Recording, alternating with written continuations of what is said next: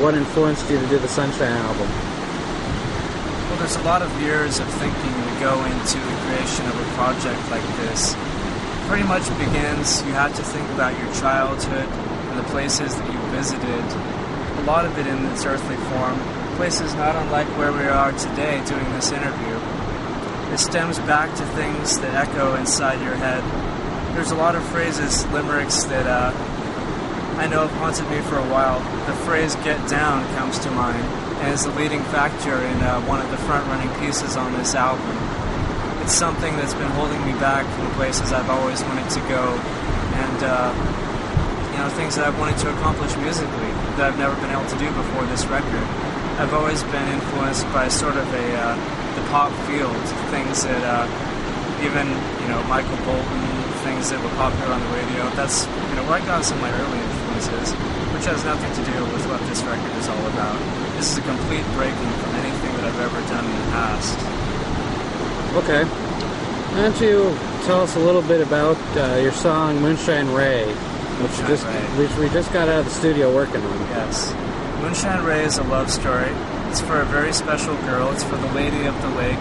She's a mythical figure that comes out of my head from time to time. And one day she appeared and spoke to me and said that it was time for the Frogman to do the tango. And so there she does it. That's about all that I'm really willing to elaborate on for that one particular piece. Sounds kind of psycho.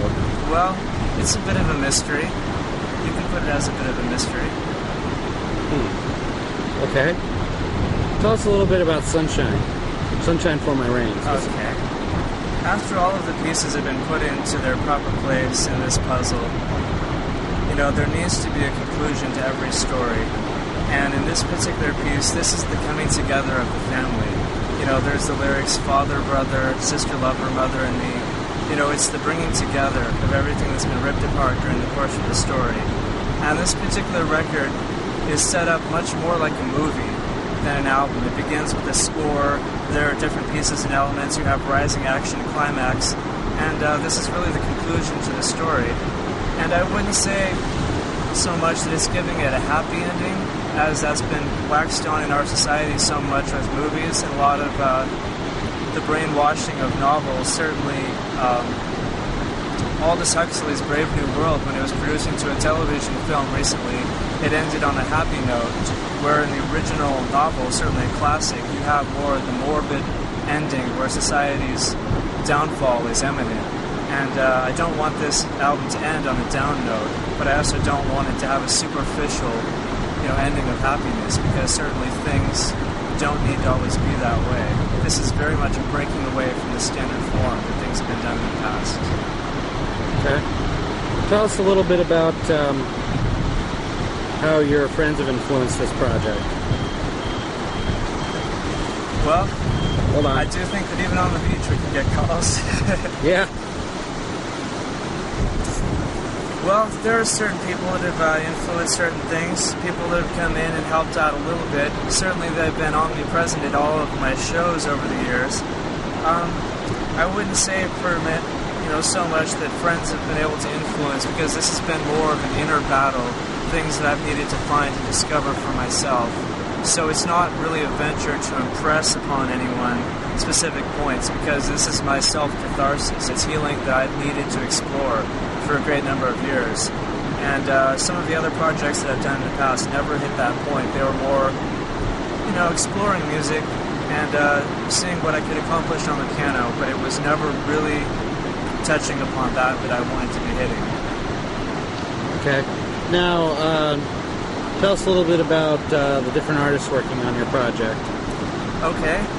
David Moore is a young guitarist. He's only 15 at this point in his life, but he's come in to help out with the project.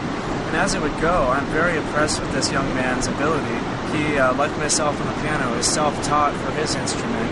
And there was one point in time which he picked up a very difficult piece, Wish You Were Here by Pink Floyd, and he was able to learn that entire song in a short amount of time.